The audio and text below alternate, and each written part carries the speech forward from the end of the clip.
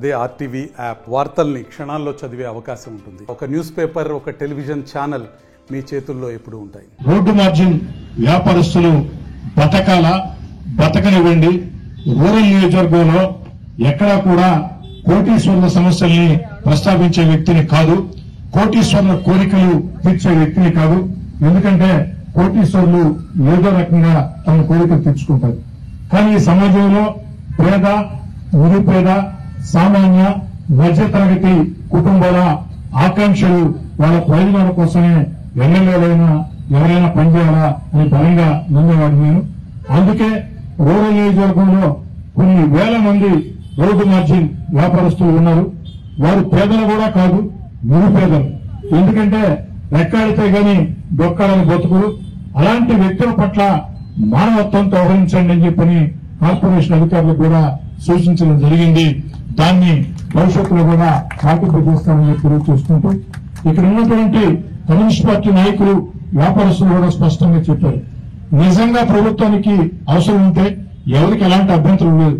కానీ అవసరం లేకున్నా కూడా పేదవాడు బతకూడదని చెప్పని, పేదవాడి వ్యాపారాన్ని దెబ్బతీస్తామని చెప్పని ఎవరైనా అనుకుంటే, ఏ అధికారైనా భావిస్తే అది ఇంకెక్కడన్నా సాధ్యమవుతుందో నాకు తెలియదు. కానీ నెల్లూరు రూరల్ నియోజకవర్గంలో మాత్రం అది సాధ్యం కాదని చెప్పని ఖచ్చితంగా చెప్తున్నా. కాబట్టి ఇక్కడ భవిష్యత్తులో అన్ని రకాల కూడా మీకు ప్రోత్సాహాలు ఇచ్చేవాళ్ళు మీరు సిద్ధంగా ఉంటా.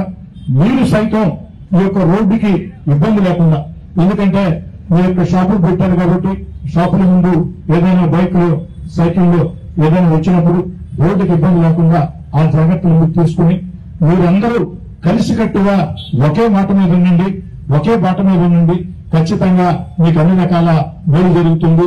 మీ శాసనసభ్యుడిగా, మీ కోటమిరెడ్డి శ్రీధర్రెడ్డిగా ఎప్పుడు కూడా ఖచ్చితంగా మీకు అండగా ఉంటానని, ఇందులో పార్టీలో భేదాలకి ఎలాంటి అభిప్రాయం లేదని, స్థానికంగా దీన్ని మొట్టమొదటి నుంచి కూడా ఈ రోడ్డు మార్జిన్ వ్యాపారస్తుల కోసం కృషి చేసింది సిపిఎం పార్టీ. ఎవరు అవునన్నా ఎవరు కాదన్నా ఇది చెప్పక తప్పదు, ఇది నగ్న సత్యం.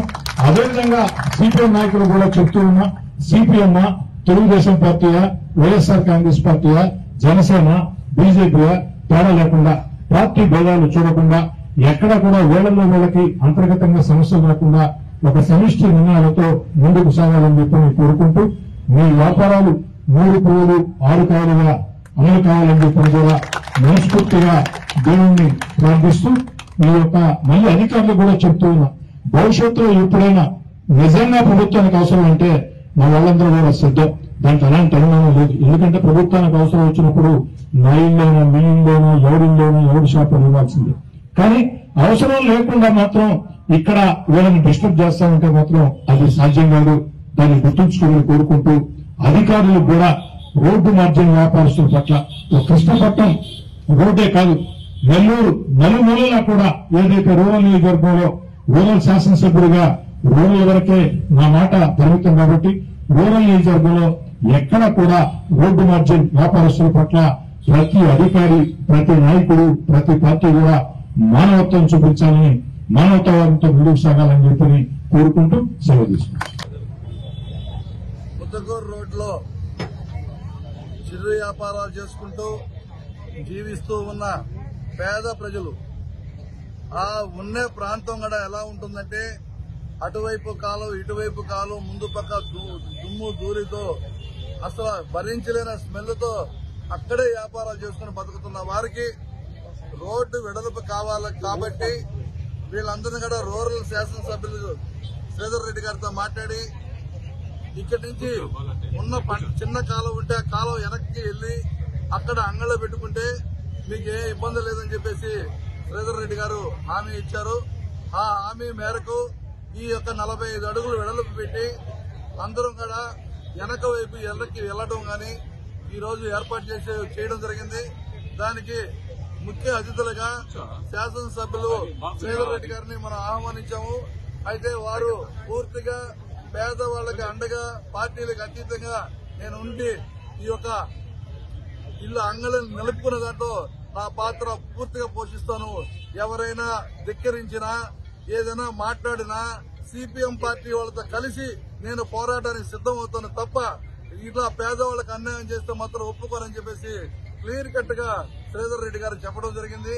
ఆయన చెప్పిన మాటలను దృష్టిలో పెట్టుకుని అందరూ కూడా చాలా పేదవాళ్లు, నిరుపేదలుగా ఉన్నవాళ్లు, వాళ్ళు ఎక్కడెక్కడ 10 రూపాయలు తెచ్చుకొని చిన్న చిన్న అంటే రేకులు గాని బొంకులు గాని పెట్టుకోవడానికి ఎక్కువ భాగం ఎలుకలు అలాగే దొంగతనాలు ఎక్కువ జరుగుతున్నాయి. ఈ రోజుకే పోలీస్ స్టేషన్ లో 100 కేసులు ఈ రోడ్డు మార్జిన వ్యాపారస్తులు అంగళ్ల మీద జరుగుతూ ఉన్న సందర్భంగా దాన్ని దృష్టిలో పెట్టుకుని వాళ్ళు గోడలు కట్టుకుని పైన రేకులు వేసుకోవాల్సిన పరిస్థితి వచ్చింది. కాబట్టి ఆ విధంగా వ్యాపారస్తులు అందరూ కూడా ఈ విధంగా చేసుకున్నారు. వీళ్ళందరికీ కూడా పూర్తిగా సిపిఎం పార్టీ అండదండలతో ఉండి వాళ్ళని అండగా వాళ్ళకే కష్టం వచ్చినా ఆ కష్టానికి ఎన్నెముకలాగా కమ్యూనిస్ట్ పార్టీ ఉంటుందని చెప్పేసి ఈ సందర్భంగా తెలియజేస్తూ వాళ్ళ వ్యాపారస్తులు వాళ్ళ వ్యాపారాలు బాగా జరిగి వాళ్ళు సస్యశ్యామలంగా ఉండాలనేసి ఈ సందర్భంగా ఆశిస్తూ కోరుకుంటున్నాం. అలాగే మరిన్ని వీడియోస్ కోసం ఛానల్ ని సబ్స్క్రైబ్ చేయండి, లేటెస్ట్ అప్డేట్స్ కోసం వాట్సాప్ ఛానల్ ని ఫాలో చేయండి అండ్ లింక్ డిస్క్రిప్షన్ లో ఉంది.